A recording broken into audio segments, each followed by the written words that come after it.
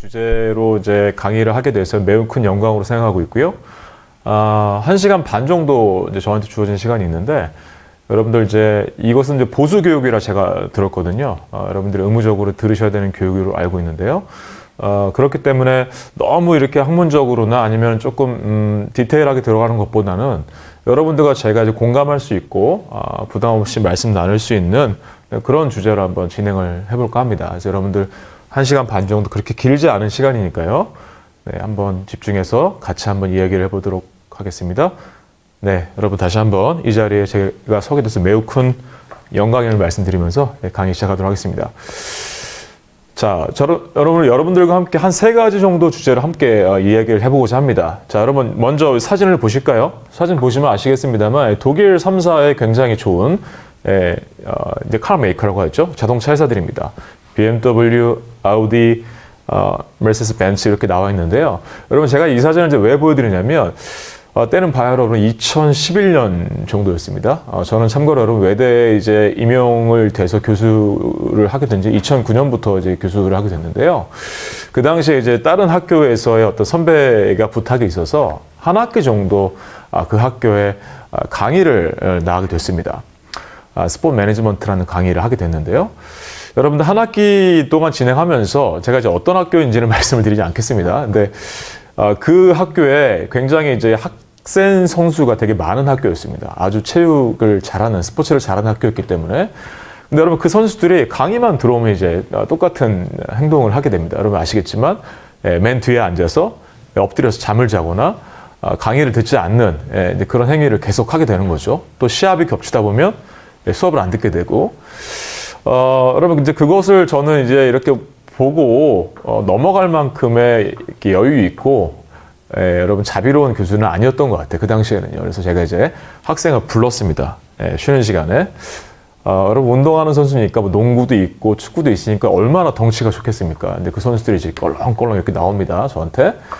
뭐 딴 데 쳐다보면서 여러분 이렇게 짝다리 짚고 굉장히 좀 이렇게 뭐 불공손한 태도로 제 앞에 서더라고요. 왜 그러신데요? 막 이렇게 얘기를 하는 거예요. 여러분 제가 이제 아주 조용하게 말씀을 드렸습니다.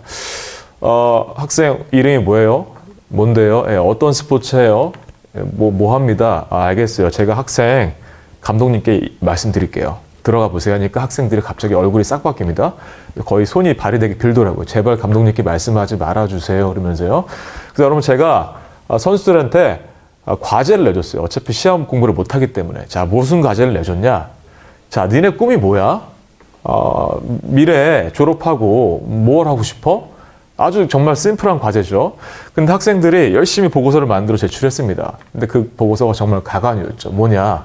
한 친구가 이렇게 썼습니다. 저는 대학을 졸업하고 프로에 들어가서 억대 연봉 선수가 돼서 여기 나와 있는 벤츠 오픈카를 사서 키가 170이 넘는 아가씨를 만나서 예쁘고 예쁜 아가씨를 만나서 행복한 결혼 생활을 하겠다. 이게 이제 그 선수의 보고서의 전부였어요. 좀 기가 막히죠.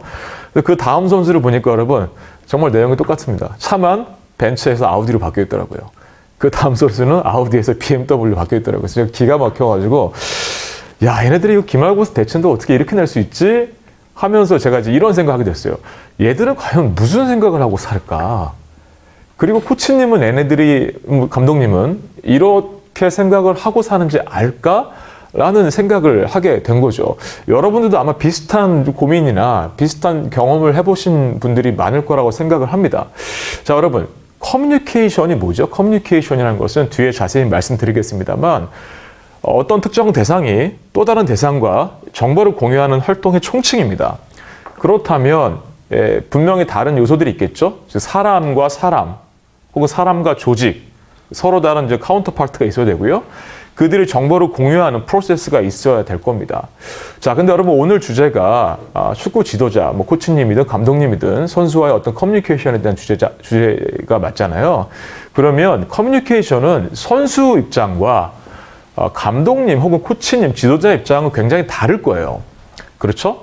지도자 입장에서 여러분 어떠한 목적을 가지고 커뮤니케이션 할까요? 네, 선수들의 어떤 포텐셜을 끌어내서 잠재력을 끌어내서 훌륭한 선수를 만들어서 성공을 시키고 그리고 궁극적으로는 팀의 성공에 도움이 되는 선수로 발전시키고 싶은 것이 아마 대다수 지도자분들의 커뮤니케이션 목적이겠죠.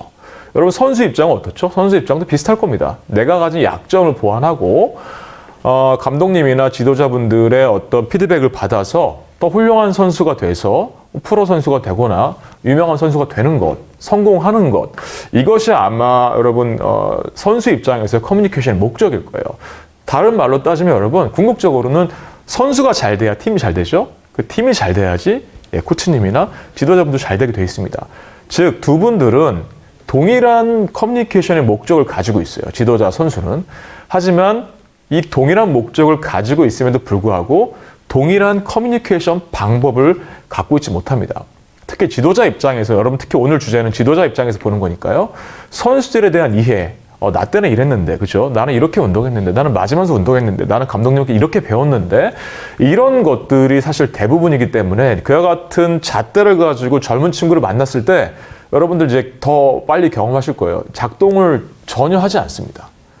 동일한 목적을 가지고 있지만 다른 어떤 플랫폼, 다른 도구, 다른 매개체로서의 어떤 거기서 나타나는 컨플릭트 때문에 여러분들이 원활한 커뮤니케이션을 못할 경우가 많다는 것이죠. 따라서 여러분들이 이제 커뮤니케이션을 잘하려면 몇 가지 전제 조건이 필요하죠. 그 중에 첫 번째가 선수가 어떤 애들인지, 걔네들이 어떤 생각을 하고 사는지, 무슨 걱정을 하는지, 그죠? 꿈은 무엇인지 아까 제가 보여드렸듯이요. 그 다음에 미래에 어떤 욕심, 어떤 바람, 어떤 욕구를 가지고 살아가고자 하는지에 대한 여러분들 이해를 하시는 것이 사실은 올바른 커뮤니케이션의 시발점이 되는 것입니다. 자, 여러분 그러면 이 사진 보시면 박지성 선수의 사진이죠. 그렇죠?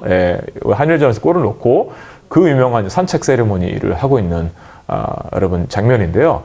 선수 모두가 다 박지성 선수가 될 수는 없어요. 그렇죠? 하지만 모두가 다 박지성 선수가 되고 싶은 마음을 가지고 운동을 합니다. 그렇죠? 나는 뭐 취미로 학생 선수를 해, 나는 취미로 엘리트 선수를 해 하는 이런 선수는 많지 않을 거예요. 그렇죠? 그래서 여러분 이와 같은 탁월성, 최고가 되겠다는 이 욕구, 이게 모든 선수들이 가지고 있는 첫 번째 욕구입니다. 선수를 다 알아야 되기 때문에요. 그것은 유능성이라고 보통 심리학에서 얘기를 합니다. 유능성. 즉 나는 더 실력 있는 선수가 되고 싶어. 이와 같은 강력한 욕구가 모든 선수에게 있다는 것이죠. 두 번째 욕구는 뭘까요? 자율성에 대한 욕구입니다. 나는 강력하게 정말 훌륭한 선수가 되고 싶어. 하지만 타인의 어떤 압력이나 압박이나 혹은 어떤 폭력이나 이런 거에 통해서가 아니라 내 스스로 내 의사결정의 주체로서 내 모든 인생을 내가 결정짓고 싶어. 나는 나야. 나는 내 인생을 내가 개척해. 이런 자율성을 굉장히 갖고 있습니다. 어떻게 보면 약간의 상반된 이런 개념일 수도 있겠죠. 그 다음 마지막 갖고 있는 것이 관계성입니다.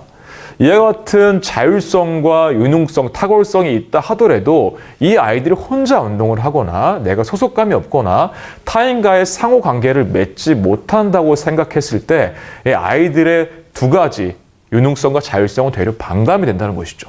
여러분 이와 같은 욕구들은요. 자 여기 나와 있듯이 self-determination theory라고 해서 자기 주도적인 자기 결정 이론이라고 하는 심리학이 굉장히 고전적인 이론인데요. 거기서 나온 세 가지 굉장히 중요한 욕구입니다. 다시 말씀드려 볼까요? 선수를 잘 이해하시려면 여러분들이 그 아이들이 가지고 있는 욕구를 잘 아셔야 되겠죠? 그것이 올바른 커뮤니케이션의 시작점입니다. 그 욕구는 뭐가 있다고요? 유능성, 더 좋은, 더 훌륭한 선수가 되고 싶어. 하지만 나는 자율적인 의사결정의 주체로서 내 인생은 내가 결정하고 싶어. 그 다음에 하지만 그럼에도 불구하고 나는 소속감, 팀, 어떤 가족관계, 어떤 사랑받고 존경받는 그런 환경에서 운동하고 싶어. 이 세 가지 어찌 보면 약간의 서로 다른 컨플릭트 되는 부분이 있을 수도 있는데 이런 욕구를 가지고 있다는 것이죠. 그래서 여러분들이 올바른 커뮤니케이션을 한다는 것은 이 3대 욕구를 잘 이해하시고 선수와 대화를 하신다는 것이고요. 이럴 경우에 나오는 결과들이 있습니다. 그것은 바로 선수의 내적인 동기가 강화된다는 것이죠. 자, 여러분 내적인 동기와 외적 동기 한 번쯤은 들어보셨을 겁니다. 내적 동기, 외적 동기. 이건 심리학에서는요. 자, 로커스 오브 컨트롤이라고 얘기를 합니다. 어떤 컨트롤의 중심이 내 안에 인터널이죠. 내적에 있는지, 내 밖에 외적에 있는지라는 것입니다. 그러면 다시 말해서 여러분 내적 동기가 강하다는 것은 무엇을 의미할까요? 내가 무언가를 하는 것은 내 스스로 내 마음속에서 우러나는 동기가 내 안에 있다는 겁니다, 여러분. 예를 들면 더 훌륭한 선수가 되고 싶어. 내가 정말 내가 시키지 않아도 감독님이 보지 않아도 내가 자유투 100만 개를 쏴서 진짜 슬램 넣고 나오는 정다만 같은 3점 슈터가 되고 싶어. 박지성 같은 슈터가 되고 싶어. 이런 얘기죠. 내 스스로의 발전에 대한 끊임없는 욕심인 거죠. 이게 내 안에 있다는 겁니다. 그럼 외적 동기는 뭘까요? 내 외부로부터 오는 동기입니다. 혹은 외부로부터 주어지는 보상이나 어떤 금전적인 보상이나 칭찬 이런 것들로 인해서 동기가 생긴다는 것이죠. 그러면 내적 동기와 외적 동기는 어떤 차이를 갖고 있을까요? 내적 동기는 굉장히 everlasting, long-lasting이라고 하죠. 오래 지속되는 동기입니다. 왜요? 그 중심이 내 안에 있기 때문에 내가 사라지지 않는 한 내 안에 그 뜨거운 심장이 뛰면서 동기도 계속 같이 가는 거예요. 외적인 동기는 뭐가 있죠? 외부로부터의 보상, 어떤 거 있죠? 승리수당. 프로 선수들 많이 봤죠? 승리수당. 아니면은 뭐 어떤 언론이나 미디어에 대한 어떤 노출, 아니면 외부로부터 칭송, 이런 것들이 나를 움직이게 만든다는 거예요. 이런 보상이 외부로부터 올 때는 여러분 어떤 문제가 생길까요? 동기가 굉장히 짧습니다. 뭐에 비해서? 내적 동기에 비해서. 그리고 그 동기가 만족되거나 성취되었을 때 이제 골 디스플레이스먼트라고 그러는데 골이 사라집니다. 그 다음 뭐 해야 되지? 또 다른 칭찬을 갈구하면서 또 다른 무언가를 갈구하면서 선수들이 방황을 하게 될 수도 있다는 것이죠. 그래서 여러분들이 내적 동기, 나를 움직이는 힘이 내 안에서 오는지 아니면 외부에서 오는지에 따라서 내적인 동기와 외적인 동기를 구분할 수 있어야 되고요. 이것도 역시 아까 말씀드렸던 자기 결정 이론에서 나오는 것입니다. 자, 그럼 여러분 내적 동기 예를 좀 볼까요? 자, 여러분 이 요즘에 쓰리박이라고 하는 그 예능 프로가 있죠. 거기에 박지성 선수가 나오면서 박 선수가 좀 재조명되고 있는데 여러분 수원 월드컵 경기장 1층에 가시면 자 거기 그 축구 박물관이 있습니다. 조그맣게 있는데요. 거기 보시면 박지성 선수가 수원에서 태어나고 자랐기 때문에 일기장이 이렇게 여러분 보존이 돼 있어요. 그 일기장 보시면 어떻게 초등학생 4학년, 5학년, 6학년가 이런 일기를 썼을까라는 생각이 들 정도입니다. 저도 여러분 제 개인적으로 제 아들이 이제 뭐 3학년에 불과합니다만 이제 운동을 하려고 하고 있거든요. 뭐 축구는 아닙니다만. 그런데 제가 늘 시키는 게 운동 끝나고 오면 코치님한테 배우고 오면 일기를 써라. 너 제발 좀. 안 씁니다, 여러분. 3학년이라 그럴 수 있겠지만 내가 이걸 자발적으로 왜 써야 되는지에 대한 필요성과 이유를 몰라요. 근데 박지성 같은 경우는 보세요. 여기 보시면 뭐 떡볶이를 먹었는데 축구를 그만두라고 해서 되게 두려웠는데 왜냐 나는 국가대표가 되고 싶다 이런 얘기도 있고요. 오늘 배운 전술은 이런 것들인데 나는 이것을 잊지 말아야겠다 하는 자기 결정적으로 내적인 동기에 의해서 need for competence, 더 훌륭한 선수가 되고 싶어 욕구를 발휘하고 있다는 것이죠. 여러분 오른쪽 사진 볼까요? 우리나라 축구의 정말 레전드 중에 레전드죠. 차범근 감독님인데요. 여러분 차 감독님이 독일에서 생활하시다가 이제 우리나라에 감독님으로 오셨죠. 그래서 울산에도 계셨고요. 수원에도 계셨는데 여러분 차 감독님이 이제 감독님으로 계실 때 이런 되게 유명한 에피소드가 있습니다. 경기가 지잖아요. 지면 선수들을 불러다 놓고 오늘 왜 졌는지에 대해서 피곤하겠지만 약간 세미나식으로 이제 분석을 계속 한 거예요. 왜 졌지? 여기서 어떻게 패스를 했어야 되지? 여기서 잘못한 건 뭐지? 축구를 한 만큼의 어떤 세미나를 해서 분석을 계속했대요. 그러니까 참다 못해 노장 선수가 벌떡 일어나서 이런 말 했다고 하죠. 감독님 차라리 저에게 빠따를 치십시오. 무슨 말씀 하시는지 하나도 모르겠습니다. 이런 얘기를 했다고 해요. 빠따를 치면 여러분 어떻게 될까요? 외적인 동기는 굉장히 강해지겠죠. 그렇죠? 무섭다. 이렇게 해야지. 이렇게 하지 말아야지. 하지만 선수가 로봇같이 내가 무엇을 하고 있는지 모르는 상태로 움직이게 되는 것이죠. 자, 그러면 여러분 되게 확실하죠? 내적인 동기가 강한 선수와 외적인 동기가 강한 선수, 여러분 어떤 선수가 성공할 수 있을까요? 아마도 그렇죠. 외적인 동기가 강한 선수가 성공할 가능성이 더 높을 겁니다. 그렇죠? 제가 일반에서 말씀드릴 수는 없습니다만 지금까지 나온 이론들이나 케이스를 보더라도 끊임없이 자기 성찰과 자기 발전의 욕구를 갖고 있는 선수들은 이런 식으로 내적 동기를 통해서 자기 발전을 이뤄냈다는 것이죠. 근데 여러분, 여러분들이 대화하고 싶은, 커뮤니케이션 하고 싶은, 소통하고 싶은 선수가 내적인 동기가 없다면, 약하다면 어떻게 됩니까, 여러분? 빠따를 쳐야 됩니까? 여러분, 어떻게 되죠? 예, 여러분, 그래서 선수들의 3대 욕구를 말씀드린, 이해하고 지지하는 코치님이 되셔야 됩니다. 감독님이 되셔야 됩니다. 바로 그것이 여러분들이 선수와 소통의 가장 중심이 되어야 됩니다. 그래서 그것을 위해 필요한 3가지가 뭐죠? 첫 번째, 여러분들이 소통, 커뮤니케이션이 무엇인지 여러분들이 이해를 하셔야 되고요.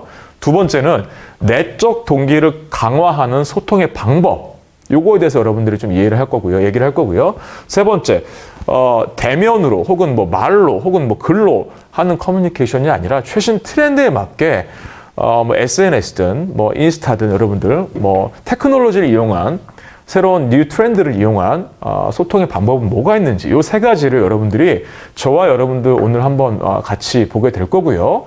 뭐 시간 관계상 깊게 얘기할 수는 없습니다만 좀 이렇게 지루하지 않게 또 한 번쯤은 곱씹어 볼 수 있게 한 번쯤은 생각해 볼 수 있게 여러분들 한번 강의를 계속 진행해 볼까 합니다. 결국 여러분 커뮤니케이션이란 뭡니까? 선수의 가치와 코치 지도자의 가치가 공유하는 것입니다. 이것을 쉐어하는 것이죠. 그렇죠? 왜요? 결국 그것이 선수 입장에서는 자기 성공이고 코치님 입장에서는 지도자 입장에서는 팀의 성공이기 때문에 결국 같은 목적을 가지고 있는 것이죠. 하지만 아까 말씀드렸듯이 같은 목적, 다른 커뮤니케이션 스타일이 문제가 되고 괴리감이 문제가 되고 있다 말씀을 드렸죠. 그래서 선수 알기로부터 여러분들이 시작이 돼야 되고요. 그것은 내적 동기의 강화에 직접적인 영향을 미친다는 것입니다. 자, 그럼 여러분 커뮤니케이션, 즉 선수와 소통은 영어로 커뮤니케이션이죠. 이 뭘까요? 이렇게 여러분 이런 영상을 보고 자 이런 내 상대방이 이런 행위를 한다 했을 때 여러분 굉장히 주눅이 되겠죠. 여러분 이것이 그냥 주눅을 시키는 어떤 세레모니 아니면 뉴질랜드 대표팀의 전통이라고 볼 수 있겠지만 사실 이것은 굉장히 중요한 인터퍼스널 혹은 뭐 이거를 이제 개인 간 혹은 집단 간의 커뮤니케이션 얘기를 하는데 왜냐하면 여러분들 이 친구들이 뉴질랜드 대표팀끼리도 이와 같은 공유된 가치죠. 우리는 전쟁에 나가 승리한다. 이 팀이 이겨버리겠다라는 공유된 가치를 가지고 함께 커뮤니케이션 하고 있고요. 그 커뮤니케이션 누가 받고 있죠? 상대팀이 오롯이 받고 있죠. 사실 굉장히 좋은 커뮤니케이션의 예입니다. 하지만 상대방이 전혀 반응을 하고 있지 않죠. 그래서 그런 관점에서는 커뮤니케이션이 아닐 수도 있습니다. 왜냐하면 커뮤니케이션은 다음과 같이 정의가 되거든요. 다른 대상에게 정보를 전달하는 과정의 총칭, 아까도 말씀드렸죠. 여기서 중요한 3가지가 뭡니까? 이겁니다. 어떠한 정보를 전달할 것이냐. 그쵸? 커뮤니케이션의 정의는 다른 대상에게 정보를 전달하는 과정이기 때문에 자, 어떤 정보를 전달할 건데 두 번째, 어떻게 전달할 건데 그죠? 세 번째, 그럼 누구에게 전달할 건데 이 3가지가 여러분 커뮤니케이션의 핵심 정수이자 이론입니다. 자, 그러면 여러분 먼저 어떠한 정보를 전달할 것이냐부터 볼까요? 어떠한 정보, 여러분 선수와 코치님들 간에 어떠한 정보로 이야기를 할까요? 여러분 이게 제일 사실은 우리 코치님들과 소위 말하는 기성세대가 잘 안 되는 게 이 부분 같아요. 코치님들이나 뭐 저도 교수로서 마찬가지입니다만 선수와 학생과 얘기하려고 할 때 어떤 얘기하죠? 예, 저는 당연히 성적 얘기할 것이고 너 지난 학기 성적이 왜 그래? 중간고사 왜 이래? 과제 왜 이래? 이렇게 얘기할 것이고 죠 여러분들은 어떤 얘기할까요? 야 너는 지난 시합에 왜 그렇게 했어? 왜 그렇게밖에 못했어? 야 거기서 왜 슛을 안 때리고 접었어? 막 이런 얘기 하겠죠. 우리가 여러분 제일 중요한 인포메이션에서 여러분들과 저는 똑같은 오류를 범하고 있습니다. 뭐죠? 스포츠에 국한되어 있는 오류를 범하는 것입니다. 하지만 여러분들 아까 말씀드렸듯이 모든 정보가 커뮤니케이션의 기반이 되는 것이고요. 전달하는 방법도 마찬가지죠. 구두로 혹은 뭐 여러분들 뭐 편지로, 이메일로 아니면 요즘은 카카오톡이나 뭐 인스타 DM으로 할 수도 있겠고 누구에게 할 수 있죠? 예, 코치와 코치, 선수와 선수 아니면 구단의 프론트와도 여러분들이 얘기를 할 수 있겠죠. 즉 커뮤니케이션이라는 것은 무엇을 의미합니까? 그 자체로 쌍방향, 그죠? more than two way, 쌍방향 의사결정의 과정이고요. 쌍방향이기 때문에 자연스럽게 인터랙션이 일어나죠. 내가 얘기를 하면 얘기를 받아주고 얘기를 주면 내가 받고, 그렇죠? 그래서 자연스럽게 양방향이고 인터랙션이 있고 멀티 디멘션 다차원적인 행위입니다. 좀 전에 뉴질랜드 대표팀은 그와 같은 관점에서 봤을 때는 반쪽짜리 커뮤니케이션이죠. 왜 그렇죠? 인터랙션이 전혀 없죠. 상대방으로부터. 이런 것은 혼자만의 세레머니가 돼버리는 것이죠. 자, 여러분 스포츠 상황에서 커뮤니케이션 예를 들어볼까요? 자, 여러분 왼쪽 사진 손흥민 선수 사진이죠? 자, 어디서 얘기하고 있죠? 온필드. 그죠? 경기장에서 감독과 손흥민 선수가 이야기를 하고 있는 겁니다. 되게 좋은 커뮤니케이션이죠. 되게 좋은 예죠. 그렇죠? 그리고 일반적으로 코치와 지도자와 선수가 하는 나누는 대화 방식입니다. 우측은요. 이거는 온필드는 아니지만 인 스포츠 세팅, 인 스포츠 컨텍스트예요. 그렇죠? 뭐예요? 스포츠 상황에서. 여러분 박항서 감독님이 차범근 감독님에게 인사를 하고 있잖아요. 박항서 감독님이 차범근 감독님 후배래요. 예, 못 믿겠지만 여러분. 예, 후배가 선배님에게 예의를 표하고 있는 것. 뭐죠? 스포츠 잔디 위에 구장 위에 경기장 위는 아닙니다만 스포츠 상황에서 커뮤니케이션 하는 것. 이렇게 여러분 직접 커뮤니케이션 하는 방법에도 스포츠의 상황 혹은 스포츠와 관련된 상황이 있고요. 그 아래 사진 볼까요? 역시 박 감독님과 히딩크 감독 뭐하고 있죠? 서로 껴안고 있죠. 친밀감 굉장히 친밀하죠. 이 안에는 뭐예요? 이 안에는 방해하는 방해 요소가 없어요. 바로 붙어있기 때문에. 이걸 이제 여러분들 심리학이나 커뮤니케이션에서는 노이즈라고 얘기합니다. 노이즈. 단순히 여러분 이런 노이즈 소리가 아니라 커뮤니케이션을 방해하는 것은 다 노이즈라고 얘기를 하거든요. 여기 노이즈가 없습니다. 그렇죠? 가운데 사진 볼까요? 제가 지도했던 학생 중에 한 명이었는데 제 수업을 땡땡이 치고 여러분 야구장 가서 야구 경기를 보고 있더라고요. 근데 그 사진이 딱 신문에 나왔어요. 이 학생 저한테 들켰죠. 약간의 노이즈가 있을 때 이와 같은 매개체를 쓰기도 합니다. 굉장히 고전적인 1차원적인 매개체죠. 사인보드를 가지고. 맨 우측은 미국에서 대학 스포츠 미식축구를 할 때 감독들이 끼는 헤드셋입니다. 보십시오. 굉장히 큰 헤드셋 쓰고 있죠. 우리나라도 이제 여러분 어떻게 쓰고 있죠? 배구에도 이제 비슷한 헤드셋 쓰고 이제 경기를 하시죠. 너무나 큰 노이즈, 10만 명이 들어가는 경기장 안에 커뮤니케이션 그걸 불가능하기 때문에 전력 분석이나 상대방의 전술을 이런 헤드셋으로 받는 거예요. 뭘 통해서 기술의 발전을 통해서 커뮤니케이션을 이어나가고 있는 것이죠. 즉 스포츠 상황에서 커뮤니케이션이라 여러분 어떻게 정리할 수 있을까요? 온필드, 그죠? 경기장 내, 잔디 위, 선수와 선수 간에 나누는, 선수와 감독 간에 나누는 커뮤니케이션과 이너 스포츠 컨텍스트, 스포츠와 관련된 환경에서 나누는 커뮤니케이션. 이렇게 나눠지고요. 그 커뮤니케이션도 세 가지로 나눠진다. 어떻게 해요? 첫 번째, 정말 다이렉트한 릴레이션십으로 노이즈 없이 1대1로 나누는 커뮤니케이션. 두 번째, 약간의 노이즈가 있는데 이 약간의 노이즈는 어때요? 매개체를 통해 극복을 한다. 세 번째, 아주 커뮤니케이션을 방해하는 그것이 물리적인 거리라든지 시간이라든지 소음이라든지 뭐든 좋습니다. 그것 때문에 커뮤니케이션이 안 일어날 때 기술의 도움을 받겠다라는 것이죠. 자, 그러면 여러분들이 잘하시는 것, 아까 저도 말씀드렸죠. 교수로서 제가 하는 아주 티피컬한 에러가 뭐예요? 교육의 현장에서 아이들과 면담할 때 교육 얘기만 하는 거죠. 즉 우리는 스포츠 현장, 교육의 현장, 온필드에 굉장히 매몰되어 있다는 겁니다, 여러분. 이렇게 됐을 때 아까 선수들의 3대 욕구를 파악하기가 좀 쉽지 않아요. 그렇죠? 그러면 과감하게 어디로 확장시켜야 됩니까? 우리의 커뮤니케이션을요. 스포츠 현장에서 스포츠와 관련된 현장으로, 스포츠 상황으로 자꾸만 확장을 시켜야 되죠. 그렇죠? 주제는요. 스포츠와 관련된 거에서, 경기와 관련된 거에서 경기와 전혀 상관없는 것으로 선수와의 관계 쌓기로 확장을 해야 되는 것이죠. 방법은요. 아까 여기 여러분 노이즈라고 말씀드렸죠. 다양한 기술적인 것까지 쓰는 것처럼 단순히 말과 여러분 구두 지시로 하는 것이 아니라 현재 진행되고 있는 다양한 테크놀로지를 활용한 커뮤니케이션까지 여러분들이 하실 수 있어야 한다는 얘기죠. 그래서 다양한 상황에서 다양한 방법으로 선수와 항상 커뮤니케이션 하는 것이 가장 중요한 커뮤니케이션 이론에서 여러분들이 배워야 될 시사점이라는 것이죠. 자, 그럼 두 번째입니다, 여러분. 내적인 동기를 강화하는 소통 방법. 오늘의 가장 중요한 주제이기도 한데요. 이것에 대해서 얘기를 해볼게요. 자, 여러분. 유능성, 아까 말씀드렸죠. 모두가 박지성이 될 수는 없지만 모두가 박지성이 되고 싶어 하죠. 그렇죠? 예, 자기의 끊임없는 훈련과 노력과 자기의 어떤 디스플린, 그죠? 원칙을 가지고 철칙을 가지고 자기를 단련해 나갑니다. 이런 선수에게 여러분들이 무슨 말을 해줘야 되느냐? 커뮤니케이션 할 때 첫 번째, 달성 가능한 목표를 여러분들이 설정해 줄 것. 굉장히 중요한 얘기죠. 야, 너 왜 이거밖에 못해? 얘기하지 마시고 너는 이런 스타일이기 때문에 앞으로 이거를 해야 돼라고 자세한 목표를 설정해 주라는 얘기입니다. 두 번째요. 그렇지 않더라도 여러분들이 플레이에 대해서 긍정적인 피드백. 이거 여러분 진짜 한국 사람이 제일 약한 거죠. 저도 굉장히 약한데요. 너 왜 이거밖에 못해? 이렇게 얘기하면 굉장히 쉽죠. 근데 그럼에도 불구하고 잘하는 게 하나라도 있을 거예요, 선수가. 그죠? 그것을 얘기해 주라는 거예요. 너 이거 진짜 잘했다. 긍정적인 피드백을 잘하는 것에 대해서 해줘라.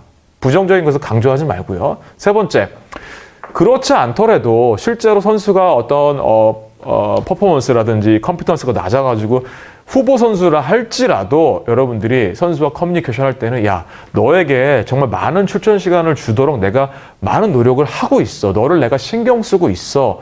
라는 얘기를 해주는 것이 선수의 자기 발전에 굉장히 큰 영향을 미친다는 것이죠. 네 번째, 개인적, 비공개적으로, 공개적으로 칭찬을 많이 해준다는 것이죠. 여러분, 이건 기본 중에 기본이죠. 칭찬은 공개적으로, 꾸중은 비공개적으로. 이거 기본 중에 기본입니다, 여러분. 그죠? 선수의 자존감을 말살시키려면 여러분들 공개적으로 비난하고 비공개적으로 칭찬해야 되는데 그게 아니라 공개적으로 칭찬하시고 그렇죠? 선수를 어떤 꼬질 때는 비공개적으로 하시는 게 기본 중에 기본입니다. 자녀들도 마찬가지인 것 같아요. 자녀의 칭찬할 때도 여러분들 칭찬은 더 자주, 많이, 그렇죠? 혼내키는 것을 한 번에 몰아서 은밀하게. 기본 중에 기본인 것이죠. 그리고 선수와의 긍정적인 관계를 형성하기 위해 많은 노력을 해야 한다는 것이죠. 그래서 긍정적인 피드백. 내가 널 여전히 네가 1군이건 2군이건 잘하든 못하든 나는 너를 응원하고 있어.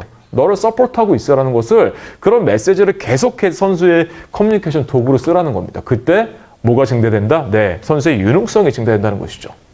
두 번째는요. 가장 중요한 얘기 중에 하나인데요. 자율적인 욕구가 굉장히 강한 선수들 있죠. 나는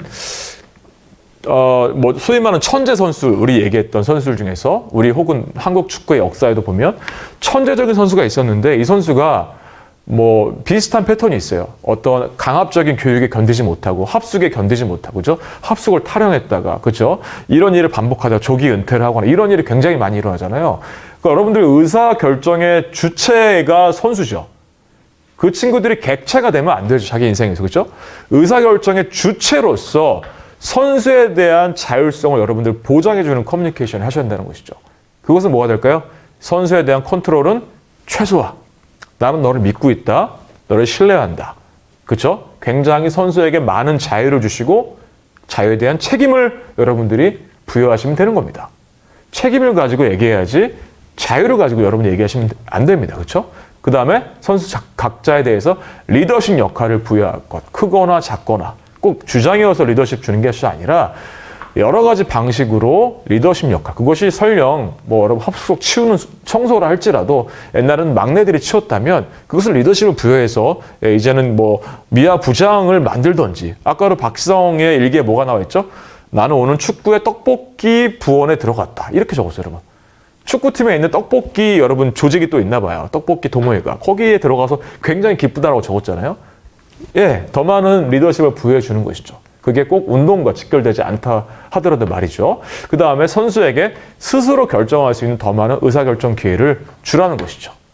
이것은 특히 여러분들 이따도 보여드릴 텐데 외국에서는 굉장히 이것이 일반화돼 있습니다. 특히 미국에서는요. 자, 약간의 수학 문제를 풀듯이 자, 이런 상황이야. 선수는 자 여기 있고 우리는 한 명 퇴장당했어. 시간은 1분 남았어. 자, 인저리 타임에서 5분 남았어. 자, 너가 감독이면 어떻게 할래? 더 많은 의사결정, 더 많은 토론을 통해서 선수들이 자율적으로, 창의적으로 문제 해결을 하라 이것이죠. 이거는 여러분 단순히 자유방임적으로 선수를 방임한다는 게 아니에요. 선수의 플레이 스타일, 선수의 창의력을 극대화시키는 데는 이 자율성을 보장해주는 것이 정말 큰 역할을 미친다는 것이 너무나 많은 연구에 나와 있습니다. 전폭적으로 자율성을 지지해야 됩니다, 여러분. 전폭적으로.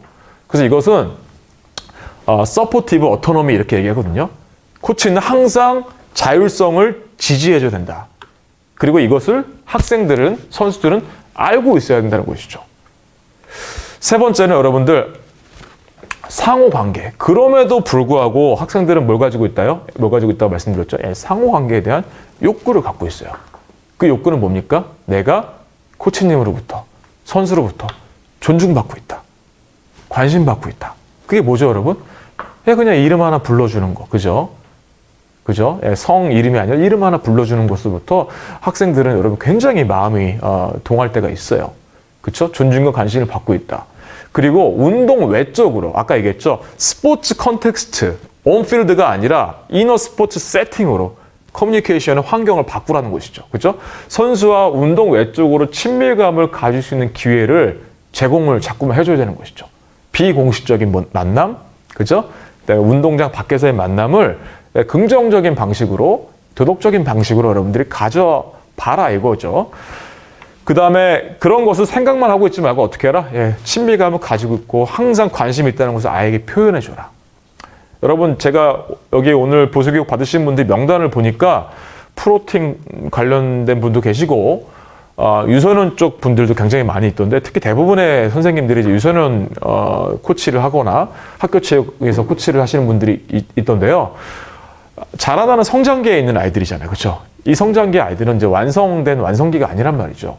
작은 말, 작은 관심 하나에 따라서 그 아이들이 미래가 어떻게 바뀔지 모르는 그런 상황이죠. 여러분들이 항상 친밀감을 가지고 있음을 표현해 주십시오. 그래야지만 여러분들 압니다, 아이들은. 자, 마지막은 뭐죠? 선수들 간에는 친구 같은 느낌을 여러분들 갖도록 환경을 조성해주고, 코치님에게는 어떤 느낌? 부모 같은, 따뜻한 자상한 부모 같은 느낌을 갖도록 여러분들이 환경을 만들어 줘라라는 것입니다. 그렇죠? 즉, 공동체와 소속감을 강화하는 것이 뭐다? 네, 학생들로 하여금 결국은 앞서 얘기했던 자율성, 유능성, 상호관계성을 통해서 뭘 강조시키는 겁니까? 내적 동기를 강화시키는 겁니다. 자, 여러분 이거 보십시오.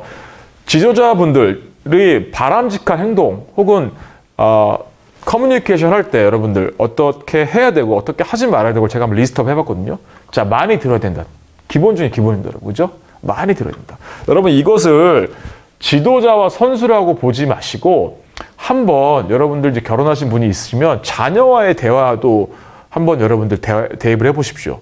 저도 이거 강의를 준비하면서 아빠로서 좀 반성할 부분들이 없지 않았나, 있지 않았나 좀 고민해봤거든요. 많이 들어야 된다. 많이 얘기하지 말고 많이 들어라. 그쵸? 그 다음에 혼자 고민하고 결정할 수 있는 시간을 줘라. 그쵸? 많이 들은다는 것은 뭐의 방증이죠? 선수들이 많이 말할 수 있는 기회를 줘라. 그쵸? 그 다음에 개선된 것이 있으면 무조건 칭찬은 공개적으로 그죠? 많이 해줘라. 비난은 비판은 비공개적으로 1대1로 해라. 그리고 칭찬은 어때요? 자주 적게 많이 해주세요. 알겠죠? 비난은 한꺼번에 몰아서 해주십시오. 여러분. 혼내키는 거나.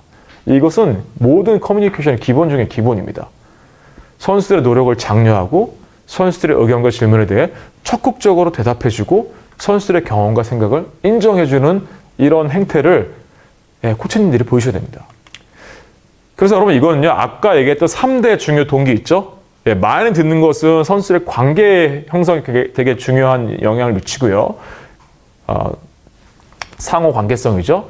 독립적인 사고 할 수 있는 시간, 기회를 주는 것은 자율성과 관련된 부분이고요. 발전 방향에 대한 긍정적인 피드백을 주고 공개적으로 칭찬해 주는 것은 뭐예요? 유능성에 대한 부분. 노력에 대해 칭찬하는 것은 유능성에 대한 부분이죠. 그리고 의견과 질문이 있을 때, 야, 너 왜 그런 거 물어봐 이렇게 얘기하지 마시고죠. 친절하게 적극적으로 응답해 주는 것, 혹은 응답해 주는 노력, 액션을 취하는 것 자체가 선수들의 관계에 긍정적인 영향을 미친다는 것이죠. 또한요, 여러분 이거가 되게 중요합니다. 제한된 범위 내에서 선택권을 선수에게 제공해라. 이것이 여러분 이제 자율과 방임의 어떤 차이죠. 방임은 아까 말씀드렸듯이 여러분 어떻죠? 선수들이 성장기에 있기 때문에 올바른 의사결정이나 올바른 그 의사결정 프로세스를 갖기 쉽지 않아요. 그럴 때는 선수가 아닌 코치님이 뭘 해줘라? 의사결정의 바운더리를 만들어주라는 거예요. 자, 요거 내에서 너희들 생각 한번 얘기해보자. 그랬을 때 아이들이 생각 안 해서 방황하지 않겠죠. 시간을 헛되이 쓰지 않겠죠. 그렇죠? 두 번째, 활동이나 운동에 대한 내가 왜 운동하고 네가 이걸 왜 해야 되는 당위성. 그냥 무력으로 시키지 마시고 강요하지 마시고 그렇죠? 감정과 생각을 인식하시고 자발성 발휘할 기회를 주시고 아까 얘기했듯이 피드백을 아낌없이 주시고 노골적인 비판과 통제를 하지 않고 보상과 이 보상을 굉장히 신중하게 대신하셔야 됩니다. 여러분 이것은 조금 더 이따 말씀드릴 텐데 각각에 대한 내용은 자율성부터 유능성까지 이제 관계가 있는 부분인데요. 여러분 제가 마지막에 보상을 신중하게 해야 된다 말씀드렸죠. 자, 앞서 말씀드렸듯이 여러분 내적 동기와 외적인 동기는 다릅니다. 근데 보상을 주는 것은 여러분 뭐죠? 무슨 동기를 주는 거예요? 외적인 동기를 주는 거예요. 근데 여러분 이게 레벨에 따라 달라집니다. 예를 들어서 여러분들 우리 속상한 얘기 혹은 뭐 듣기 유쾌한 얘기는 아닙니다만 우리 프로축구에서도 이제 이런 일이 많이 발생하죠. 예를 들어서 어떤 팀은 계속해서 여러분 강등을 면하게 되고 어떤 팀은 강등을 하게 되고 이런 일이 많이 발생을 합니다. 근데 여러분 그 강등을 면하게 되는 팀의 여러 가지 요인들을 조사를 해보니까 거기에서는 이제 뭐예요? 승리수당이라는 부분들이 분명히 나옵니다. 그렇죠? 예, 승리수당을 여러분들 뭐 경기당 거의 여러분들의 굉장히 많은 금액을 제가 금액을 알지만 말씀을 안 드리겠습니다만 주니까 선수들이 굉장히 모티베이트 되는 거죠. 이겨야겠다. 근데 여러분 그와 같은 보상은 어떠한 문제를 낳는지 아세요? 아마추어에서는 그 보상이 굉장히 긍정적으로 작동해요. 어떻게 해요? 내적인 동기로. 그리고 아마추어에서는 그 보상이 금전적으로 가진 않죠. 그죠? 예. 뭐 어떻게 해야 될까요? 자유시간 더 준다든지, 그죠? 훈련은 조금 줄여준다든지 이런 보상이 가지만, 그쵸? 프로에서는 외적인 보상은 금전적으로 보통 가게 됩니다. 그렇죠? 여러분 계약서에 명시가 되어 있는 경우도 굉장히 많죠. 네, 승리수당에 대한 것도 있고 특히 이제 용병 선수 같은 경우는 다 명시가 되어 있는데 여러분 그랬을 때 어떤 일이 발생하냐면 되게 재밌는 연구 결과가 있습니다. 여러분 프로 선수가 외적인 보상을 계속해서 받잖아요. 승리수당을. 그러면 마치 우리 팀이 강등을 면해서 되게 할 것 같죠. 물론 기쁘죠. 물론 기쁩니다. 그 돈도 받으니까 기쁘죠. 근데 어떠한 일이 생기냐면 역설적으로 선수가 번아웃이 되더라. 번아웃 된다는 거 퍼져버리는 거죠. 힘들어. 지쳤어. 나는 완전히 totally exhausted. 이게 완전히 뻗어버렸어. 이렇게 된다는 거죠. 내가 이거 때문에 이렇게 고생을 하네. 나는 여기서 이거 하려고 와 있나? 이런 자꾸만 회의감이 든다는 거예요. 즉 아마추어 레벨에서의 보상은 선수들의 내적 동기를 강화시키지만 프로 레벨에서의 보상은 여러분 짧아야 됩니다. 이 보상이 지속되면 선수들의 평소의 플레이가 방해를 받고요. 이 보상이 지속되면 선수들이 금방 보상 때문에 오버를 하기 때문에 번아웃이 생기게 되거나 부상을 얻게 됩니다. 여러분 이거는 이미 프로 야구에서도 굉장히 많이 보이죠. FA 선수들이 여러분 100억, 150억 받은 선수가 그 해 대부분 다 어떻죠, 여러분? 부진하잖아요. 여러분 그 선수들이 태업을 할까요? 전혀 그렇지 않죠.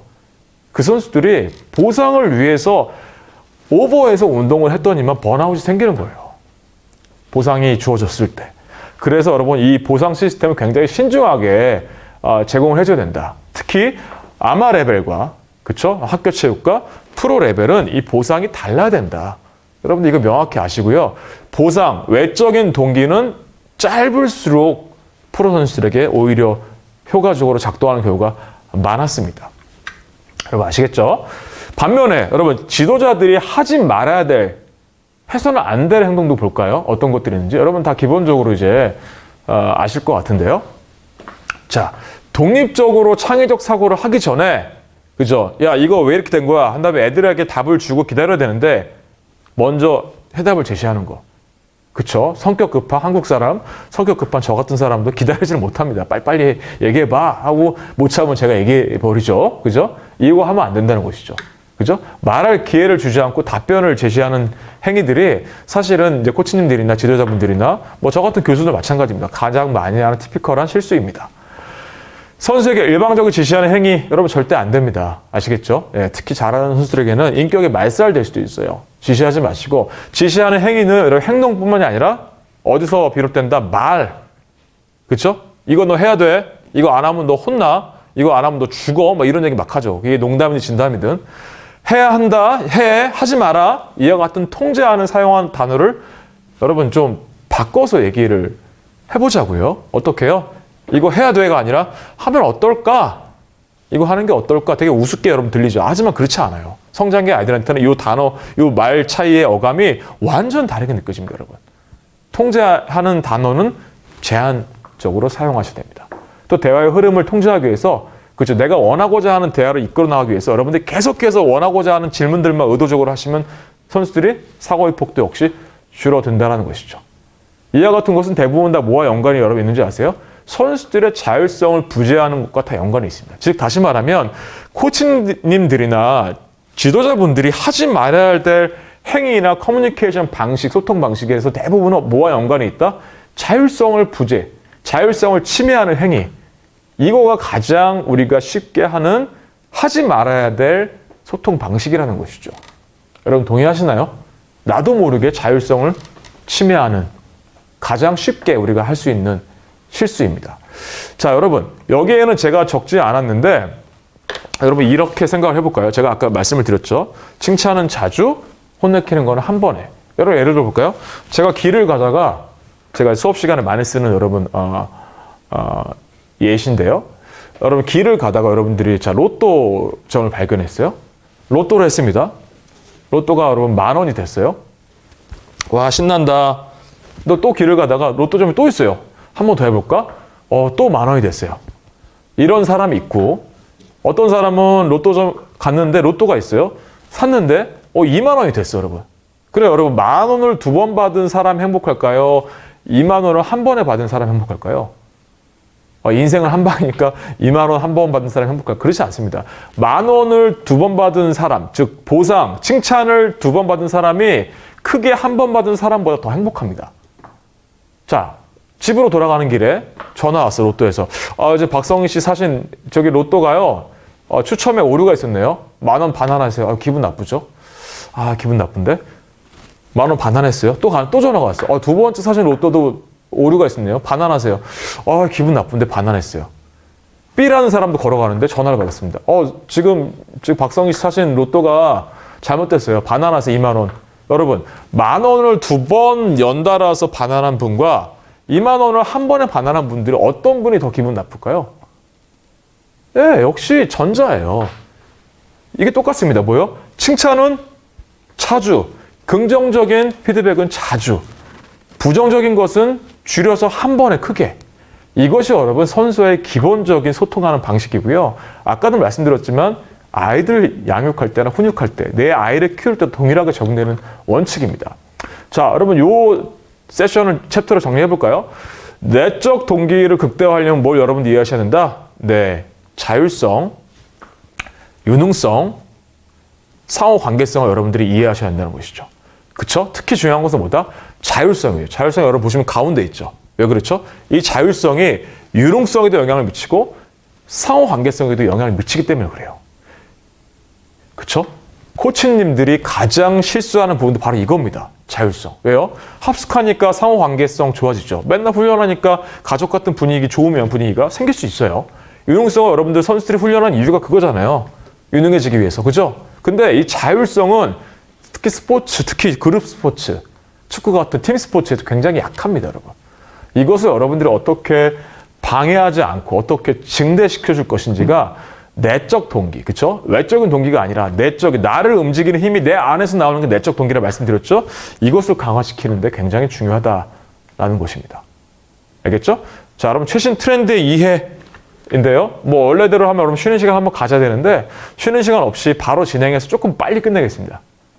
아시겠죠, 여러분? 네, 한 뭐 50분 정도, 45분 정도에 끝낼 테니까 여러분 집중해서 들으시기 바랍니다. 10분 쉬는 시간은 될 수 있으면 스킵을 하도록 하겠습니다. 자, 지금 여기 혹시 마이크 켜져 있다는 댓글이 올라왔는데 꺼졌나요? 네, 알겠습니다. 진행할게요. 자, 여러분 제가 퀴즈 아닌 퀴즈를 한번 내보겠습니다. 자, 여러분들은 선수들의 SNS 사용에 대해서 어떻게 생각하십니까? 인스타그램, 뭐 페이스북 좋습니다. 여기 한 분만 한번 댓글을 달아주세요. 한 분만. 아무나. 한번 제가 볼게요. 화면 보고 있습니다. 왜요? 여러분들과의 상호 관계성을 제가 쌓기 위해서요. 왜요? 여러분들이 그래야지 이 보수교육의 내적인 동기가 생기게 됩니다. 자, 여러분 한 분만 댓글 달아주세요. SNS에 찬성합니다. 반대합니다.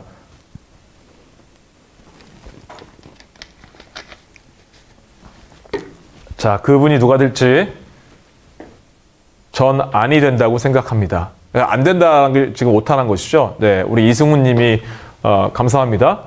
여러분 제가 이 내적인 동기를 강화시키기 위해서 보상으로 나중에 저와 식사할 수 있는 기회를 한번 드리겠습니다. 제가 맛있는 밥을 사드릴게요. 외대로 오시면. 그러면 한번 왜 안 된다고 생각하는지 한 번 더 여쭤봐도 될까요? 이승우님? 아니면 다른 분들 마찬가지입니다. 왜 선수가 SNS 하면 안 된다고 생각하시죠? 아무나 한번 댓글을 달아봐 주시겠어요? 여러분 내적인 동기를 강화하는 방식이죠. 제 나름의.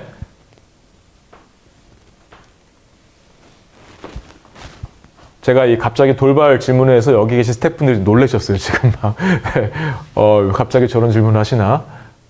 아무나 한번 아니 되는 이유, 되는 이유 한번 적어주시겠어요? 없으세요? 아무도? 필요에 의해 사용할 수 있도록 하는 게 좋다고 생각합니다. 그렇죠? 굳이 이거를 컨트롤하는 게 아니라 그제 필요에 따라서 사용할 수도 있고 사용하지 않아도 된다라는 것이죠. 굉장히 오픈 마인드인 것 같아요. 그렇죠? 자, 여러분 요거 볼까요? 여러분들 중에서 제가 화면을 보고 있습니다, 여러분. 혹시 페이스북 하시는 분? 손 한번 들어봐 주세요. 예, 몇 분 됩니다. 좋습니다. 자, 인스타 하시는 분? 좋습니다. 유튜브 채널 운영하시는 분? 이거 혹시 있으실까요? 유튜브 채널. 유튜브 채널. 뭐 몇 분 계실 수도 있어요. 오, 세 개 다 하시는 분 혹시 있어요? 세 개 다 하시는 분? 세 개 다 하시는 분? 그분도 혹시 있으면 여러분 제게 꼭 알려주세요. 저와 함께 식사를 한번 또 같이 한번 합시다. 여러분, 페이스북과 유튜브나 인스타그램이 사실 요즘에 SNS 대표적인 예죠.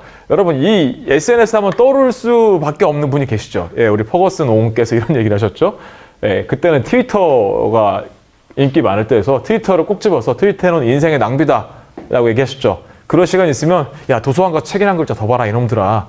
선수에게 했던 얘기예요. 그죠? 이게 지금 거의 전설처럼 무슨 SNS 사고가 터질 때마다 선수들이 실수해서 이 얘기가 계속해서 흘러나오죠. 야, SNS는 인생의 시간 낭비다. 그렇죠? 여러분, 퍼거슨 경이, 한국말로 따지면 퍼거슨 옹이 이런 얘기를 했는데 동의하십니까? 이름에도 불구하고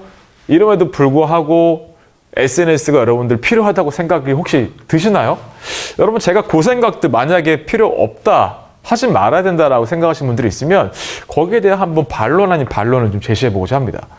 자, 여러분, 제가 한번 아재력 테스트, 아저씨력 테스트라고 하죠. 한번 해볼게요.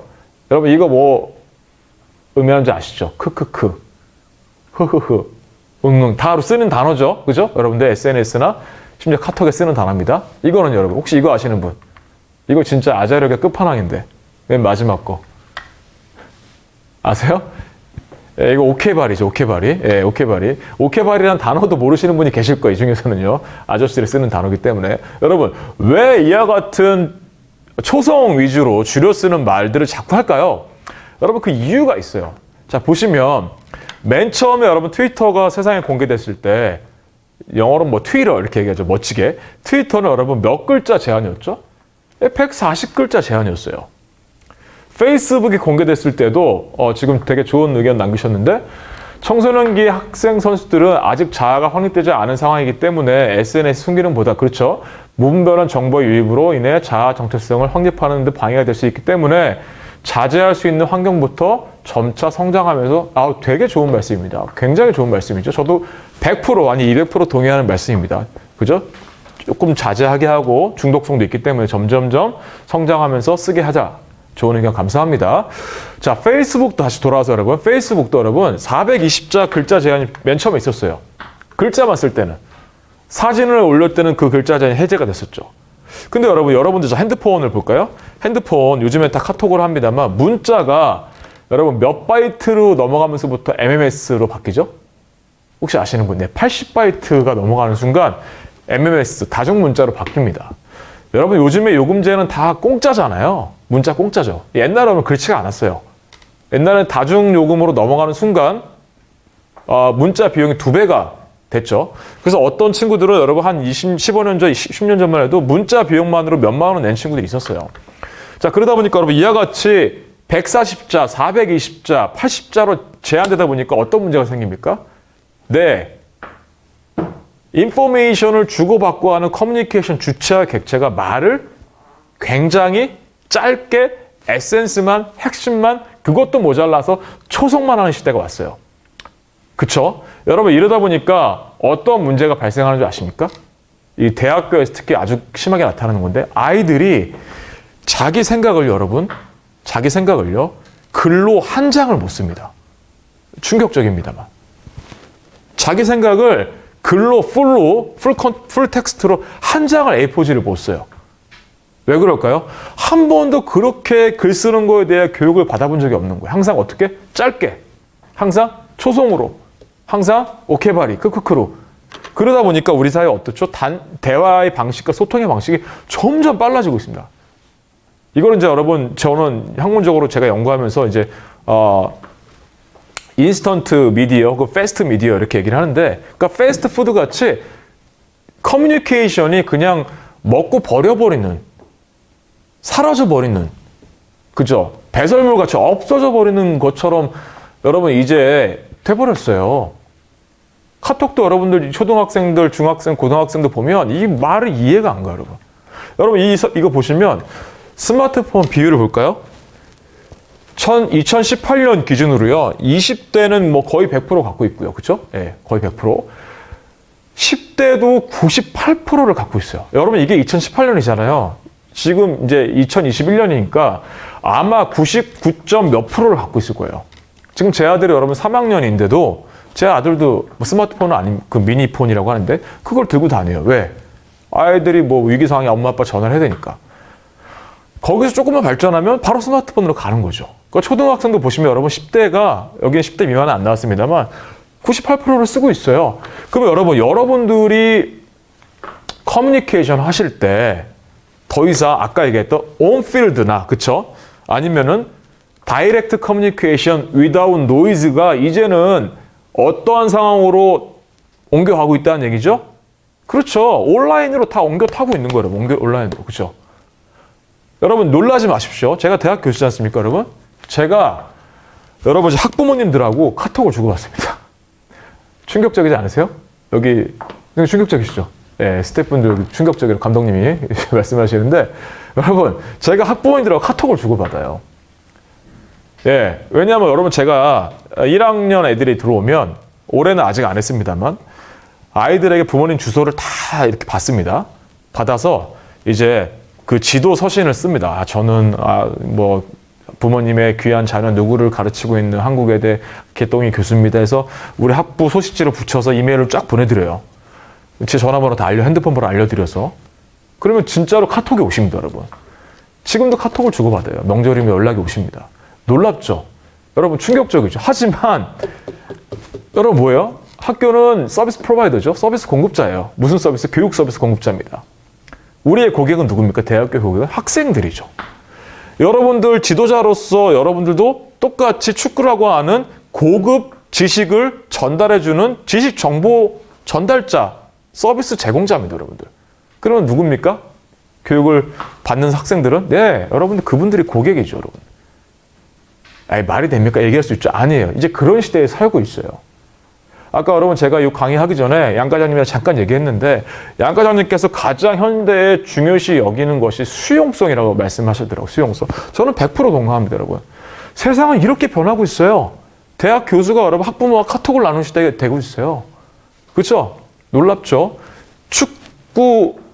축구협회, 축구가 벌어지는 컨텍스트 상황 여러분 어때요? 무진장 빨리 변하고 있어요. 여러분들 언제까지나 내가 이렇게 배웠는데 내가 이렇게 코치님한테 이거 생각하시면 큰일 납니다, 여러분. 빨리빨리 갈아타야 돼요. 옛날 방식 요즘 말로 손절을 하셔야 돼요, 여러분. 진짜로. 자, 여러분 SNS 가장 많은 팔로워 가지고 있는 선수 누굴까요? 여러분 유추하시다시피 호날두가 2.7억 명을 가지고 있어요. 장난 아니죠? 국내는요? 누굴까요? 축구선수. 여러분들 유추하다시피 손흥민 선수가 483명의 인스타 팔로워를 가지고 있어요. 각태희, 이동국, 박주호, 정승원 이렇게 순서로 나와 있거든요. 여러분 이 사진도 손흥민 선수 지금 인스타에 올릴 사진을 찍고 있는 것 같아요. 사진 자체가. 여러분 483명이 우리나라 탑이죠. 프로 축구 선수 중에서. 이 의미는 뭘까요? 손흥민 선수가 팔로워가 이렇게 많다. 와 신난다. 협찬 많이 들어오겠네 이거예요? 아니죠. 손흥민 선수는 내가 만약에 SNS를 적극적으로 활용한다면 이미 순식간에 약 500만 명 선수 사람에게 내 의사와 정보와 느낌과 경험들을 쉐어할 수 있는 이미 언론 매체 이상의 영향력이 생긴 거예요, 여러분. 엄청난 이 자체가 여론을 주도할 수 있는 무기인 겁니다, 여러분. 손흥민 선수가 500만 명 여러분 팔로워들에게 여론전을 벌인다 생각하면 우리는 아마 다 손흥민 선수에게 따라가게 될 거예요. 엄청난 무기인 거예요, 여러분, 이거는요. 자, 그럼 해외 케이스를 볼까요? SNS, 잠깐 요걸 먼저 넘어갈게요. 여러분, SNS에서 메이저리그 팀 사례인데요. 이게 한 5년 전 자료이기 때문에 약간 좀 아웃오브 되긴 했습니다만 보세요. 해외에서는요, SNS를 되려 강조를 합니다. 누구한테? 선수들한테. 팀은 당연히 강조하고요. 여러분, 예를 들어 보면, 여기 보시면, 자, 여기 그래프가 높은 팀 보세요. 시카고 컵스, 보스턴 레드삭스, 미네소타 트윈스가 있죠. 뭐 보스턴 레드삭스 자체는 굉장히 전통의 강팀이죠. 인기팀입니다만 시카고 컵스와 미네소타 트윈스는 그렇게 여러분 뭐 시카고 컵스가 이제 염소의 저주가 있긴 합니다만 그렇게 인기 많은 팀은 아니에요. 그런데 여러분 여기서 여러분들이 보셔야 될 것은 이 팀의 순위를 보세요. 순위. 몇이죠? 네, 5위, 5위, 5위죠. 약간 지금 그래프가 약간 위로 올렸는데 뭐예요? 해외 같은 경우는 왜 SNS를 장려하는지 아세요? 우리가 성적이 낮고 팬덤이 약할수록 SNS를 더욱 활발하게 합니다. 왜? 우리가 오프라인 경기장에 불러 모을 수 있는 팬덤은 많지 않다. 오케이. 그러면 온라인을 강화하자.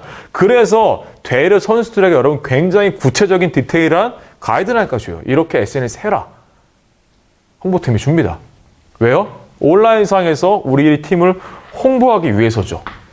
한국은 여러분 어떻죠? 예, 물론 퍼거슨 옹이 하신 얘기가 맞습니다만 우리가 지나치게 SNS의 긍정적인 효과를 놓치고 있는 게 아닌가 싶은 생각이 들기도 합니다. 예를 들어 어떤 긍정의 효과가 있습니까? 첫 번째, 미디어 리터러시라고 하는데 여기 제가 영어로 적어 죄송합니다만 각종 미디어 툴, 디바이스, 가제트 이런 것들, 스마트폰 이런 것들을 활용하는 능력들이 굉장히 좋아집니다, 여러분.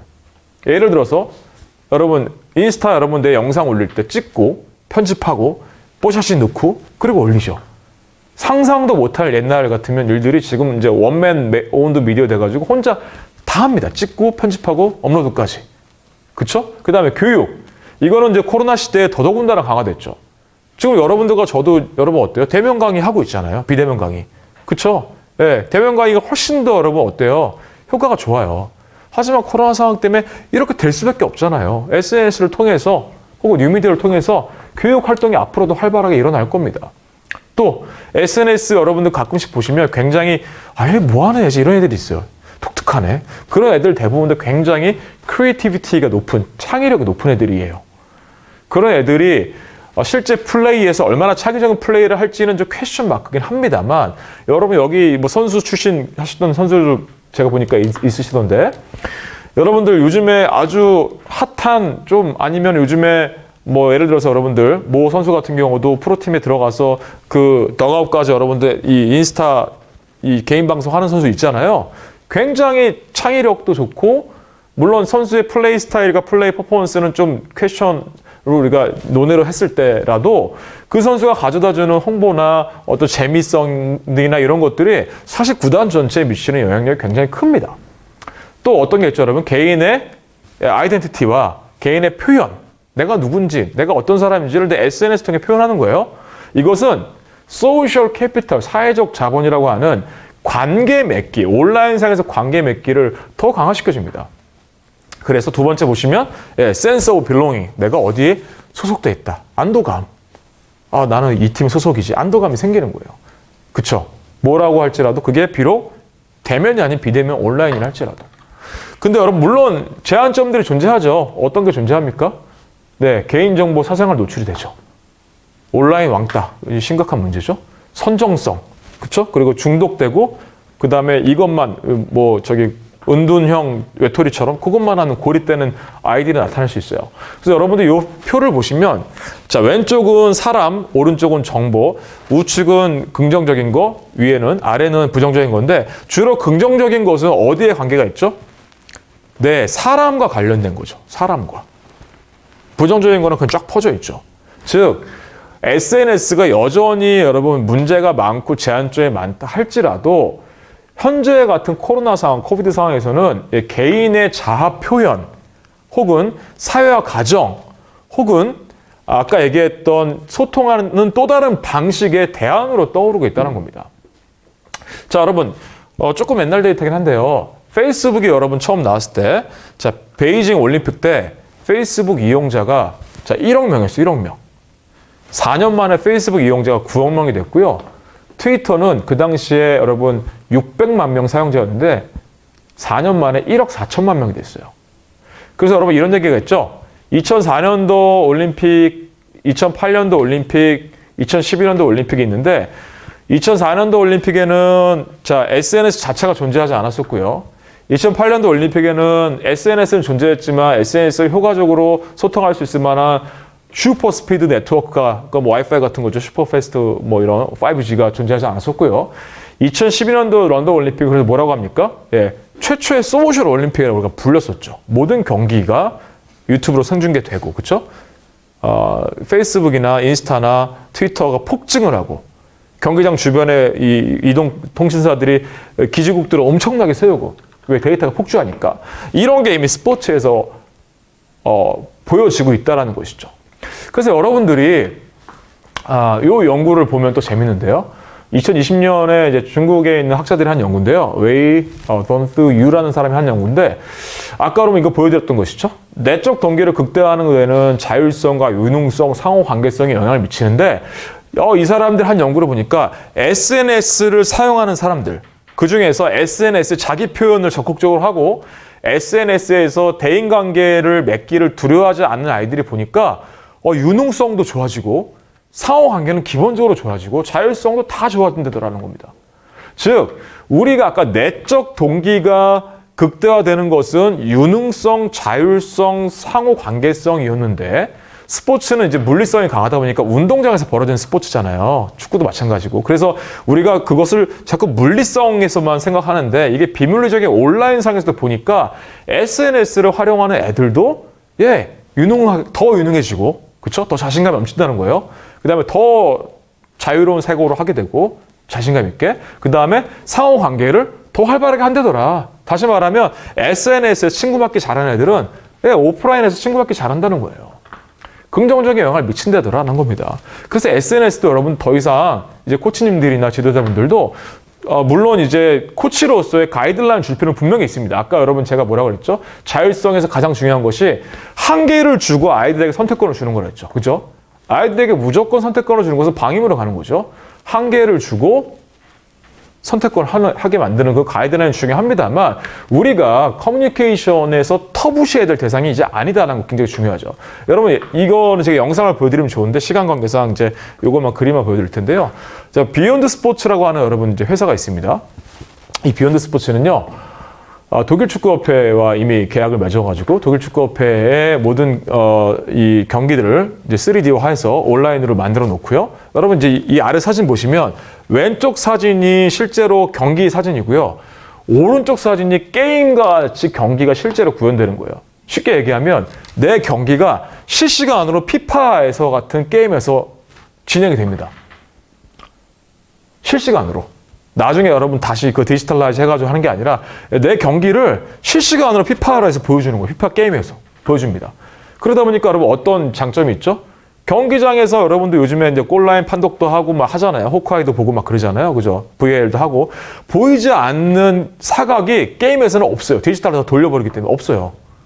완벽하게 다 실시간으로 게임화된 컨텐츠를 봤죠? 그리고 그것이 스마트폰에 전송이 됩니다. 이것을 이미 사용하는 게 아스날, 스톡시티, PSV, 아이토바 이런 데 쓰고 있거든요. 뭘 위해서? 여기 위와 같아요. 여러분들 어때요? 온필드 디시전 메이킹. 자, 이런 상황에서 너가 어떻게 디시전 할래? 자율성에 대한 부분들이죠. 그 다음에 자, 너 자리는 여기야. 옛날에 여러분 이렇게 손으로 코치들이 소리 질러서 가르쳐줬다면 이제는 여러분들 이 프로그램 켜놓고 자, 여기가 네 자리다 보여주면 아이들이 훨씬 더 빨리 이해한다는 거예요. 왜요? 미디어 리터러시, 미디어에 대한 수용성과 미디어에 대한 이해력이 굉장히 높기 때문에.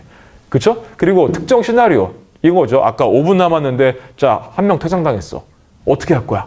이런 상황에서 어떻게 플레이할래? 이런 것들. 그죠? 타임 프레셔, 시간이 없을 때. 이런 것들을 위해서 여러분들 이미 다양한 테크놀로지를 사용이 되고 있다는 것이죠. 뿐만 아니라 이것을 이제 경기력뿐만이 아니라 팬들에게, 그리고 팬들이 원하는 스마트폰에서 원하는 장면만, 원하는 선수만 줌업해서 볼 수도 있게 만들었어요. 그러다 보니까 팬들의 인볼브먼트나 엔게이지먼트 훨씬 더 올라가겠죠. 그래서 여러분들이 이제 테크놀로지가 굉장히 중요한 시대에 살고 있어요. 심지어 커뮤니케이션의 중요 매개체로도 여러분 등장하고 있다라는 거 잊으시면 안 됩니다. 자, 이제 마무리할까 하는데요. 45분쯤에 끝내려고 했는데 조금 더 해야겠습니다. 죄송합니다. 5시에 끝낼게요. 자, 여러분 축구의 이미지, 야구 이미지 볼까요? 우리가 생각하는 축구의 이미지는 여러분 어떻죠? 터프합니다. 남성 스포츠 굉장히 강하죠. 남성성이 강합니다. 요즘에 이런 남성, 여성 얘기하는 게 되게 조심스러운데 사실입니다. 어때요? 45분 동안 계속해서 눈이 오나 비가 오나 천재지변이 일어나지 않아 계속 진행을 하죠. 야구는 어떻죠? 비 오면 경기 취소되죠. 심지어 여러분 미세먼지 많아도 경기 취소됩니다. 자, 여러분 4대 프로스포츠의 남성 관객 비율을 볼게요. 여성의 비율이 가장 적은 스포츠가 저기 있죠? 야구. 축구, 죄송합니다. 축구. 그 다음에 뭐죠? 예, 여자 배구. 여자 배구는 당연히 남자 팬들이 많이 보니까 그러겠죠. 여자 배구 빼고는 사실 축구가 가장 여성 팬들에 낮아요. 뭐 때문에 그럴까요? 아까 얘기했던 어떤 남성성에 기인하지 않을까 싶기도 합니다. 여러분 이 데이터 조금 더 볼까요? 이 데이터를 보시면 K리그를 보는 팬들의 팬덤을 보니까요. 자, 축구가 남성이 67% 압도적으로 높죠. 68%. 제일 높아요. 아까 말씀드렸듯이 여성이 제일 낮습니다. 즉 여성 팬이 제일 없는 스포츠가 축구라는 얘기예요. 그리고 이거를 나이별로 브레이크다운 해보니까 10대, 20대가 K리그가 제일 많아. 이 말은 뭐냐면 전체 팬의 약 50%가 10대, 20대. 근데 여러분 이분들은 어땠죠? 열성은 있고 열심히 응원합니다만 구단의 관계자 입장에서는 크게 수익성에 영향을 미치는 분들은 아니에요. 어서 응원하죠? 서포터스 응원하죠. 그렇죠? 그 다음에 될 수 있으면 같이 싼 쪽에서 응원하는 경우에 많죠. 실제로 머천다이징 세일즈 이런 거 많이 하시는 분들은 아니에요. 그리고 더더군다나 여성 팬들도 많지 않아요. 되게 이런 특수한 상황이에요, K리그가. 근데 여러분 재밌는 게 국대 축구를 보니까요. 국대 축구의 티켓 예매율을 보니까 여성 팬들이 압도적으로 높아요. 거의 8할 이상 여성 팬들이에요. 여러분 이건 뭘 말합니까? 이거는 약한 여성 팬덤은 K리그에 있지만 축구 자체에 대해서는 강력한 여성 팬덤이 존재하고 있죠. 근데 누구에 대해서? 왜 여러분 경기를 보죠? 예, 내가 좋아하는 마치 남성 아이돌 그룹을 응원하듯이 선수를 응원하는 경향이 있기 때문에 이분들이 국대 축구를 보는 거죠. 리그에는 오지 않고. 자, 여러분 축구는 그래서 이와 같은 단점 아닌 단점들이 존재합니다. 어떤 단점이요? 남성성이 강하고요. 그쵸? 그 다음에 젊은이들이 굉장히 많고, 시니어 팬들은 적고, 이런 경향이 있습니다. 자, 여러분, 요거 사진 볼까요? 자, 뭐 재미있는 이 짤인데요. 왼쪽 사진, 오른쪽 사진 보면, 아빠와 딸이에요. 혜태 타이거즈 옷을 입고, 기아 LG 트윈스 옷을 입고 있는데, 아빠가 일어났다가 좌절하면서 앉죠. 그것은 딸을 놀리고. 여러분, 이 스포츠 경영, 스포츠 마케팅에서 보통 연구를 보니까 아빠는 어디에 영향을 미치는 줄 아세요? 아빠는 관람에 영향을 미칩니다. 여러분 동의하십니까? 아빠는 관람. 즉 아빠들의 로망이 있죠. 애들 데리고 축구장 가고 애들 데리고 야구장 가서 같이 응원하는 거, 유니폼 같이 입고 이 로망이 있죠. 모든 아빠는 다 갖고 있죠. 엄마는 참여, 직접 참여. 특히 엄마는 이제 애들 양육에 더 많은 부분을 투자하다 보니까 학원이며 그쵸? 이런 방과 활동 다 엄마가 보통 다 주관하잖아요. 그러니까 우리나라에서는 더더군다나 엄마는 참여에 영향을 미칩니다. 미국은 또 마찬가지죠. 그 사커맘이라는 단어는 존재하죠. 토요일 날 엄마가 애들 데리고 밴 타고 축구장 가는 거, 운동하는 거 보고 앉아있는 거, 이게 사커맘이죠. 자, 여러분 축구는 누가 뭐라 해도 우리나라에서 가장 인기 있는 스포츠입니다. 그렇죠? 하지만 여러분들 이런 얘기를 자꾸 해볼게요. 우리가 하는 스포츠를 보는지 보는 스포츠를 하는지, 우리가 어떻게 경기를 보게 되는지. 여러분 아무래도 하는 스포츠를 볼 확률이 보는 스포츠를 할 확률보다 훨씬 높죠. 내가 이거 해보면 그 스포츠에 대한 이해가 올라가죠. 그러다 보니까 어때요? 그 스포츠를 보게 되는 거죠. 아까 여러분 K리그 데이터 보세요. 남성 팬들이 압도적으로 많죠? 왜 그럴까요? 군대에서 축구 해봐서 그럴까요? 우리는 남자분들이 쉽게 축구에 어프로치 할 수 있는 환경들에 우리는 살고 있죠. 그렇죠? 예. 반면에 우리 여자들이 훨씬 더 강한 팬덤을 형성하고 있는 것은 야구인데, 야구는 여러분 20대에서는 거의 여자가 70% 이상이고요. 전체 관중 데모를 봐도 여성 팬들이 50%가 넘습니다. 되게 신기하죠? 남성 팬들이 50%가 안 돼요. 그럼 여러분, 하는 스포츠를 볼까요? 보는 스포츠를 할까요? 야구를 보는 여성 팬들은 야구를 할까요? 축구를 보는 여성 팬들은 축구를 할까요? 전자, 후자, 여러분 어떤 가능성도 많을까요? 여러분 K리그 특성은 아까도 말씀드렸죠. 끊임없이 45분 경기가 진행이 됩니다. 그렇죠? 우리가 눈 돌리는 순간 골이 들어가요. 집중할 수밖에 없어요. 미디어가 간섭할 수가 없어요. 광고가 들어올 틈이 없어요. 그렇죠? 그러다 보니까 여러분 어떻죠? 자연스럽게 TV 매체나 케이블 TV에서 멀어지게 되는 거예요. 여러분 그 수치를 가지고 중계에서 시청률이 낮다 그 수치만 가지고 야구가 인기 많고 축구가 인기 없다고 단정 짓지 마세요. 어쩌면 우리는 미디어의 간섭이 많은 스포츠가 미디어에 자꾸 나오게 되죠. 야구같이 1회부터 9회까지 계속 간섭하게 되죠. 그러다 보니까 사람들이 더 많이 보게 되거나 더 많이 인기 있다고 간주할 수도 있을 거예요. 축구는 그렇지 않아서 인기 없는데 K리그 하면 재밌는데 왜 텔레비전을 하지 않을까라고 하는 우리만의 잘못된 바이어스된 생각을 갖고 있을 수도 있고요. 핵심은 여러분 어때요? 축구의 친미디어성을 극대화하는 방안이 뭐가 있을까요? 마케팅 입장에서 쉽지 않죠. 그 중에 하나가 뭐다 여러분? 그 중에 하나가 테크놀로지의 적극적인 결합이에요. 여러분 미래 스포츠, 미래의 K리그, 코비드 상황에서의 K리그, 혹 코비드가 끝나고 난 상황에서의 K리그 축구는 어떨까요? 우리는 감히 상상할 수도 없을 거예요. 그렇죠? 상상도 안 됩니다. 여러분 지금 보시면 사실 알겠지만 다 이게 판넬이거든요. 판넬 한 돈 10만 원씩 받고 파는 거예요. 마케터들이 여러분 정말 머리를 짜내서 뭐 하는 거예요? 티켓을 못 파니까 이렇게 해서 티켓 대신 판매를 하고 있는 거죠. 여러분 맨 왼쪽 사진 볼까요? 맨 왼쪽 사진 하단 사진은 일본에서 J리그에서 여러분 야마하가 원래 여러분 그 피아노 만들고 음향의 명가잖아요.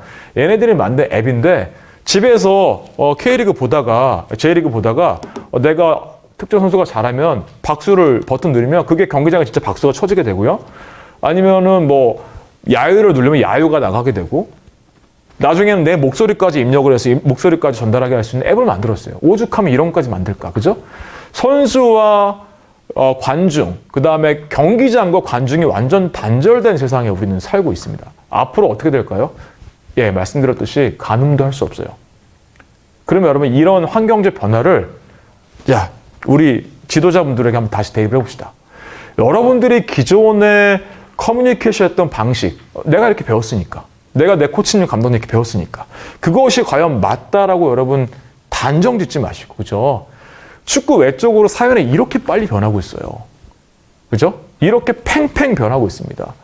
여러분들이 적극적으로 아까 얘기했던 유능성, 자율성, 그 다음에 관계성, 이 세 가지를 강화하는 커뮤니케이션 소통 방식을 가지고요.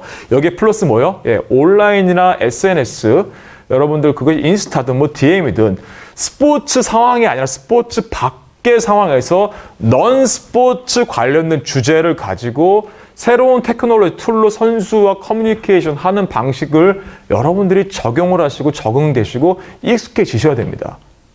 그랬을 때 여러분 뭐가 된다 그랬죠? 아까 여러분 도표 보여드렸죠? 온라인에서의 활발한 활동이 선수의 유능성과 자율성과 관계성을 되려 강화시켜 주더라. 그래서 궁극적으로는 내적인 동기가 더 좋아진데 돌아나온 결과가 이미 나와 있다는 것이죠. 자, 여러분 미래의 스포츠는 어떻게 될지 모르겠죠. K리그도 어떻게 될지 모르겠습니다. 여러분들이 가르치고 있는 교육의 현장도 어떻게 변화될지도 모르겠습니다.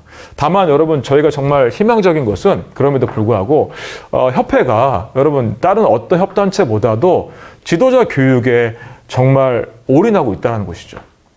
여러분들 이런 기회를 100분, 10분 활용하셔서 내 것으로 만드셔서 더 좋은 선생님, 그렇죠? 지도자 이제는 우리 선생님이잖아요. 더 좋은 선생님, 먼저 태어났기 때문에 아이들보다, 그죠? 더 좋은 선생님이 되셔서 궁극적으로는 축구, 우리나라 축구를 발전시키시는데, 그 더 궁극적으로는 우리나라의 축구의 젊은 인재들을 여러분 손으로 키우시는데, 그래서 제2의, 제3의 박지성, 손흥민을 키우시는데, 여러분들이 그 주역이 되시기를 바라면서 제 강의는 마치도록 하고요. 향후 여러분들 또 제가 강의할 시간이 있으면 언제든지 저는 여러분들과 함께 이 자리에 서서 소통하고 대화하도록 하겠습니다. 여러분 여기 보이는 제 이메일로 언제든 질문을 주시면 되겠고요. 여러분들 이 강의를 1시간 반 동안 짧았지만 하게 돼서 굉장히 개인적인 영광이었고요. 다음에 혹시 보게 될 때 또다시 좋은 내용으로 여러분들과 함께 강의해 보도록 하겠습니다. 여러분 감사합니다.